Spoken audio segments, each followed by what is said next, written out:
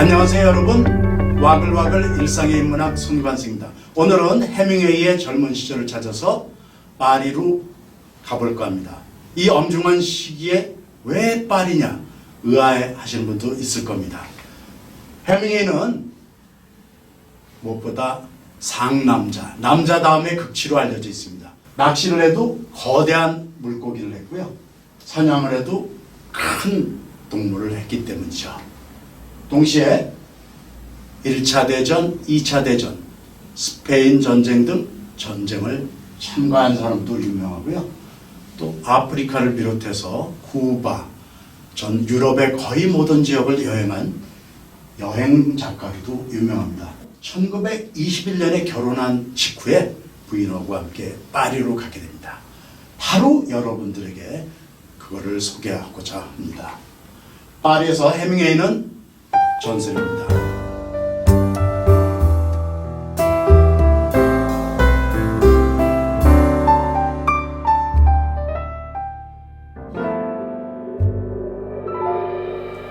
해밍웨이는 파리 시절에 1921년부터 1928년까지 그러니까 7년 동안 체류를 했습니다. 그 이후에도 여러 번이나 방문했는데 왜 파리냐 하고 기자가 물어봤더니 왜냐하면 1920년대 내가 궁금했던 interesting한 흥미로웠던 인물들이 바로 그곳에 살고 있었기 때문이다 라고 말하고 있습니다. 이 밑에 보시면 젊은 시절의 해밍웨이의 얼굴인데요, 아주 훈남이죠. 잘생겼고 키도 크고 홍조도 띠고 더군다나 부드러운 목소리를 가진 젊은이였다고 합니다. 이 사람이 훗날 파리의 시절을 엮어서 글을 모아서 이 사람이 사후에 책이 한 권이 나오는데 이게 바로 영어로 하면 A Movable Feast, 움직이는 연회, 축제란 뜻인데요. 이렇게 적고 있습니다. 파리의 겨울이 아무리 혹독하고 힘들지어도 아름다웠던 것은 그 내가 겪었던 가난마저도 추억이 될 만큼 낭만적인 도시 분위기 때문이었다. 왼쪽에 보이는 게 처음에 파리에 가서 신혼시절에 머물렀던 숙소 제가 찍은 거고요. 그 밑에는 오른쪽에 해밍웨이가 이곳에 살았다는 명표가 있습니다. 이 사진을 얼핏 보면 멋있어 보이지만 1920년대에 그렇지가 않았다고 합니다. 방 2칸짜리지만 온수 따뜻한 물이 나오지도 않고 화장실도 공용으로 쓸 정도로 아주 열악했고 당연히 엘리베이터도 없었고요. 그런 곳에서 살았던 서민 아파트였습니다. 이렇게 적고 있습니다. 해밍웨이는 어떤 기준을 봐도 우리는 대단히 가난했고 궁색했다. 그래서 때로는 점심값 아끼기 위해서 저희가 부인에게 거짓말하고 약속있다가 나갔다고 합니다.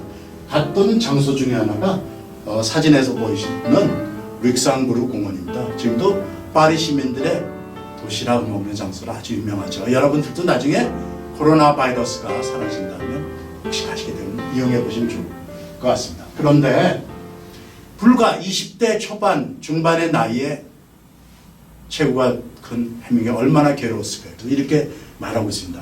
배고픔은 나의 모든 감각을 예민하게 해줬다. 작가에게는 예민한 게 중요합니다.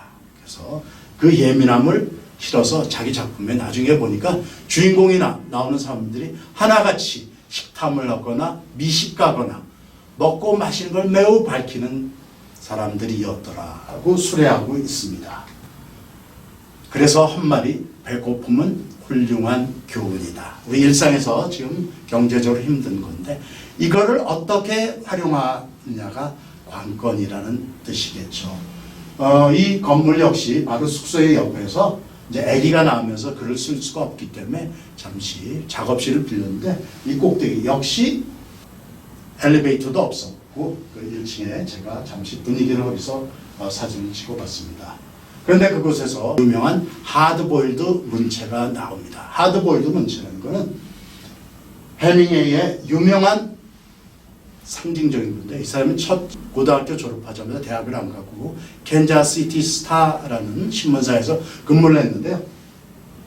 평생의 글쓰기 표준이 됩니다. 첫째, 문장은 짧게 써라. 둘째, 첫 줄 짧게 쓰고 힘있는 글을 써라. 그리고 부정적이지 말고 긍정적인 자세를 유지해라. 여러분이 지금 사진에서 보시는 것은 파리의 유명한 노트르담 성당 시대섬 앞에 있는 영어 서점 셰익스피어 앤 컴퍼니라고 합니다. 여기는 영어 전문 서점 겸 서적 대여소였어요.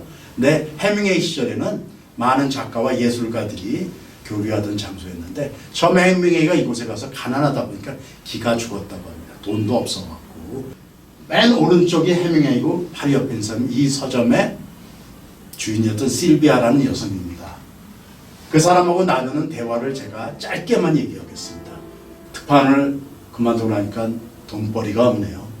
자꾸만 제가 여기 와서 넋두리를 늘어놓았군요. 용서해 주세요. 그랬더니 실비아라는 녀석이 왜 용서라고 그러세요? 모르시지만 많은 작가들, 유명한 사람들도 문명 시절에는 저한테 와서 하소연도 했답니다. 얼마든지 하세요. 하고 용기를 갖게 되는 장면입니다.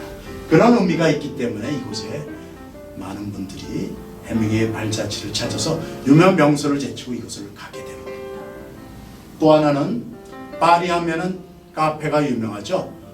1920년대에는 20세기 초에는 약 20만 곳이나 카페가 있었는데 지금은 3만 개 정도로 줄었다고 합니다. 그런데 해밍웨이는 거기서 낭만을 위해서 있었던 게 아니고요. 바로 글을 쓰기 위해서 커피 한 잔 시켜놓고 하루 종일 글을 썼던 장소입니다. 그러다가 4년 동안 모아놨던 원고를 부인의 사소한 실수 때문에 다 날려버리게 됩니다. 왜냐하면 해밍웨이가 특파원 시절 제일 끝 출장이 스위스였는데 그곳에 부인을 불렀는데 찾아오다가 그만 기차에 리옹역에서 가방에 원고를 다 챙겨갑니다. 해밍웨이가 원하지도 않는데 남편을 기쁘게 해주려고 그런데 그만 소매치기를 당한 겁니다. 어떻겠어요? 좌절을 했겠죠. 그렇지만 대개의 사람들은 좌절하는데 이 사람은 자기를 전화 위복의 기회로 삼습니다. 뭐라고 얘기했냐면 그동안 자기가 단편에 익숙해졌는데 장편으로 하는 계기로 삼자. 체질을 바꾸자. 이렇게 하고요. 두 번째는 글이 안 써진다고 조급해하지 말고 느긋해하자. 오늘날 우리가 기회가 많이 잃어버리셨어요. 코로나 바이러스를. 그래도 스스로 자중자애를 하면서 기회를 더 나은 길을 엿보자는 것으로 해석이 가능합니다. 그러다가 해밍웨이 일생일대의 기회를 만납니다. 뭐냐면 여기 오른쪽에 보시면 팜플로나라고 세계 최고의 미친 축제인데 스페인에서 황소 투우들을 몰고 가는데 막 쫓겨다니면서 하는 미친 축제인데 거기에 친구들하고 가서 그 경험을 이 팜플로나 스페인의 투우를 녹여서 쓴 책이 나옵니다. 그 작품이 바로 오른쪽에 보이시는 The Sun Also Rises. 우리말로 하면 태양은 다시 떠오른다. 자기의 힘들었던 것을 좌절했던 걸 일으킨다는 면에 아마도 중일법을 쓴 것 같습니다. 그래서 태양은 다시 떠오른다는 책으로 최초의 전 세계 작가로서 알려지게 됩니다. 유명해지는 계기가 되죠. 그런데 여기에 서문에 이렇게 나옵니다. You are all a lost generation. 이건 거트루드 스타인이라는 여류 작가가 한 말을 빌려서 썼는데 여기서 바로 잃어버린 세대라는 상실의 세대라는 말이 나옵니다. 그래서 이 시대를 가리켜서 잃어버린 세대다라는 문학사의 유명한 개념이 등장을 하게 되는 거죠. 정리를 할 시간입니다. 해밍웨이는 일상을 항상 작품에 녹였습니다. 앞서 얘기한 소설 태양은 떠오른다의 마지막 장면도 마찬가지입니다. 여기는 마드리드의 유명한 1725년에 세워진 식당인데요. 이곳에서 주인공이 여자 주인공과 만나서 음식을 하는 겁니다. 우리는 애저구이를 먹었다. 애기 돼지고기를 얘기합니다. 그리고 리오하 알타를 마셨다. 스페인의 유명한 리오하 지방의 와인을 마셨다. 이렇게 적고 있습니다. 이처럼 해밍웨이는 항상 일상을 작품 속에 넣어 있다 보니까 지금도 생명력이 강합니다. 그래서 끝으로 이렇게 말씀드릴 있을 것 같습니다. 해밍웨이의 파리 시절을 정리하자면 권, 토, 중, 내, 네 글자. 힘든 시절 좌절에서 일어나서 새롭게 에너지를 얻자. 우리가 같이 힘든 시절 이겨냈으면 좋겠습니다. 권토 중래하는 시간이 되시길 바라겠습니다. 감사합니다.